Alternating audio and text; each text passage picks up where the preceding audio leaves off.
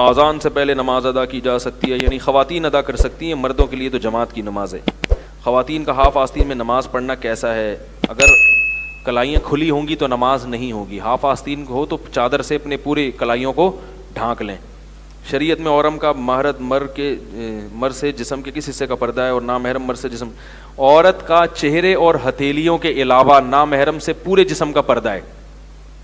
چہرے کا پردہ ہے فتنے کی وجہ سے، سمجھ رہے ہو، کیونکہ اس میں فتنہ ہے تو اس کا پردہ فتنے کی وجہ سے، اور باقی جسم کا پردہ فتنے نہیں، وہ ویسا ہی ہے چاہے فتنہ ہو یا، یعنی عورت پر اسکارف لینا مرد کے سامنے اپنے پورے جسم کو چھپانا سوائے ہاتھ اور سوائے چہرے کے، یہ تو چاروں ائمہ کے نزدیک فرض ہے۔ باقی چہرہ چھپانا بھی فرض ہے یا نہیں ہے؟ تو امام ابو حنیفہ کے نزدیک فرض نہیں ہے، باقی تینوں ائمہ کے نزدیک فرض ہے۔ البتہ امام ابو حنیفہ کے نزدیک فرض نہ ہونے کا مطلب کیا ہے کہ اگر فتنہ نہ ہو تو فرض نہیں ہے۔ بعد میں جتنے بھی فقہائے حنفیہ ہیں ان سب نے اس پہ فتویٰ دیا ہے، چونکہ فتنہ ہے جوان عورت کے لیے زمانے میں، لہذا اس زمانے میں عورت کو پردے کا حکم دیا جائے گا۔ سمجھ میں آ رہی ہے بات؟ تو جوان عورت پر بہرحال چہرہ اس کو چھپانا فرض ہے۔ ہاں یہ ضرور ہے کہ جو خواتین بالکل ہی ماڈرن ہیں، بالکل ہی دین کی طرف نہیں آتی، تو ان سے ہم یہ کہتے ہیں کہ بھائی something is better than nothing. ان کو پورا وہ جسم چھپانا وہ بڑا مشکل ہوتا ہے، تو ہم ان سے یہ کہتے ہیں کہ پورا پردہ نہیں کرتی تو کم از کم اتنا کر لیں کہ چہرہ اور ہتھیلی کھلی ہو، باقی سارا جسم ڈھکا ہوا ہو۔ تو کیونکہ چہرے کے پردے میں بہرحال ایک اختلاف بھی ہے اور اس کی وجہ بھی فتنہ ہے، تو یعنی اور اس کی امید ہے کہ جب اتنا پردہ ہوگا تو باقی بھی انشاءاللہ سمجھ میں، کیونکہ ایک دم سے ہر چیز ہر ایک کی سمجھ میں نہیں آتی۔ اب انگریز عورت کو بولو آپ پوری تمبو پہن کے آ جاؤ، شامیانہ پہن کے، وہ بیچاری جو کلبوں میں ڈانس کرنے والی وہ پھر نہیں۔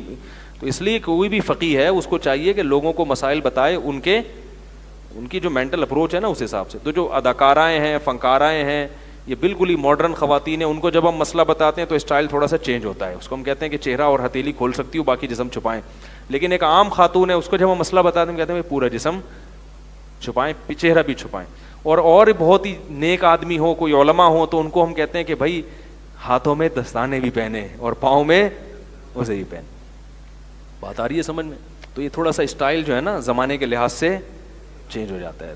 تو الاحکام تتغیر بتغیر الزمان، زمانے کے لحاظ سے، لوگوں کے لحاظ سے شریعت نے بعض احکام میں لچک رکھی ہے، سب احکام میں نہیں۔ نماز سب کو پڑھنی ہے، یہ نہیں کہ کوئی فنکار مسلمان ہوا تو آپ صرف 3 نمازیں پڑھیں 2 رہنے دیں، نماز تو نہیں ہوگی۔ بعض احکام ایسے ہیں جن میں شریعت نے کیا رکھی ہے۔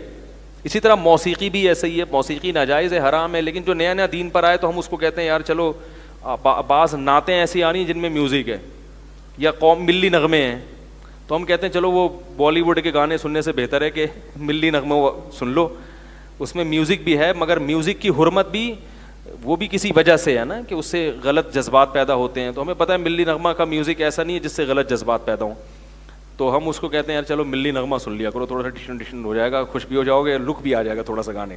لیکن جب وہ تھوڑا پکا ہو جاتا ہے تو ہم اس کو کہتے ہیں بھائی ملی نغمے بھی وہ سنو جو بغیر میوزک کے ہیں۔ تو ہر ایک کو ایک لاٹھی سے نہیں ہانکنا چاہیے۔ حدیث میں آتا ہے یسروا ولا تعسروا بشروا ولا تنفروا، لوگوں کے لیے دین کو آسان کر کے پیش کرو، مشکل کر کے پیش مت کرو، لوگوں کو خوشخبریاں سناؤ، ڈراؤ مت۔ صحیح ہے نا؟